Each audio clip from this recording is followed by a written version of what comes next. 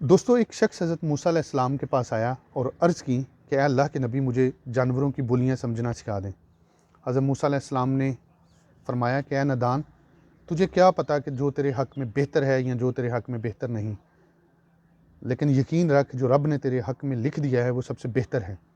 वो शख्स ज़िद करने लगा और अर्ज़ की कि कम अज़ कम मुझे मेरे घर में जो 2 पालतू जानवर हैं, मुर्गा और कुत्ता, उनकी बोली समझ आने लगे। अल्लाह पाक ने वही भेजी कि ऐ मूसा, इसे फरमा दीजिए कि हमने इसे ये क़ुव्वत और ताकत अता फरमाई। वो शख्स बड़ा खुश हुआ, घर चला गया। सुबह जब उठा, दस्तरखान पर खाना खाया, रोटी के कुछ टुकड़े बचे थे, वो उठाकर मुर्गे के आगे डाल दिए और खड़ा हो गया। पास बैठे कुत्ते ने मुर्गे से कहा कि ऐ दोस्त, ये रोटी का टुकड़ा मुझे दे दे। तू तो सारा दिन दाना दुन का चुग कर गुजारा कर लेगा, लेकिन ये रोटी का टुकड़ा मुझे दे दे। मुर्गे ने कहा कि परेशान मत हो, कल हमारे मालिक का घोड़ा मर जाएगा तो तू उसे शेर होकर खा लेना। मालिक ने जब ये बात सुनी तो फ़ौरन घोड़े की तरफ लपका, उसे पकड़ा, बाज़ार ले गया और उसे जाकर बेच दिया और बड़ा खुश था। दूसरे दिन फिर कुछ रोटी के टुकड़े उसने मुर्गे के आगे डाले। कुत्ते ने कहा कि ऐ दोस्त, तूने कहा था कि उसका घोड़ा मर जाएगा, लेकिन वो अपनी अक्लमंदी से उसे बेच आया।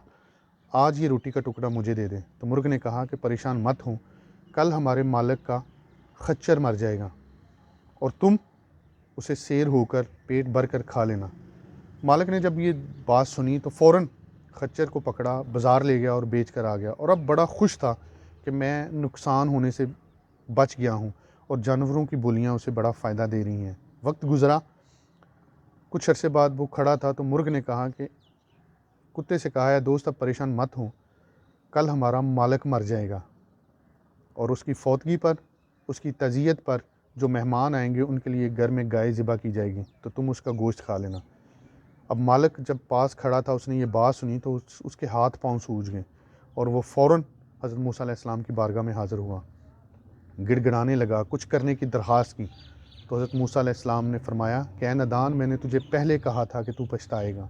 अब कज़ा बरहक है, अब कुछ नहीं किया जा सकता। मैं तेरे लिए सिर्फ़ ख़ात्मा बिल ईमान की दुआ कर सकता हूँ। वो शख्स वहीं पे खड़ा था, उसे कै आई, उसे ले जाकर घर ले जाया जा रहा था और रास्ते में उसकी मौत हो गई।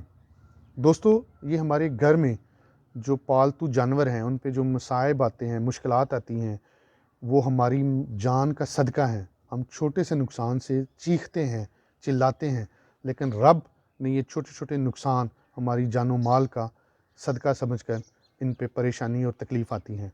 इसलिए जब भी कोई छोटी परेशानी आए, जब भी कोई मुश्किलात आएँ, तो घबराएं मत, ये हमारी जानो माल का सदका है। अल्लाह पाक हम सब का हामी और नासर हो। अस्सलामु अलैकुम।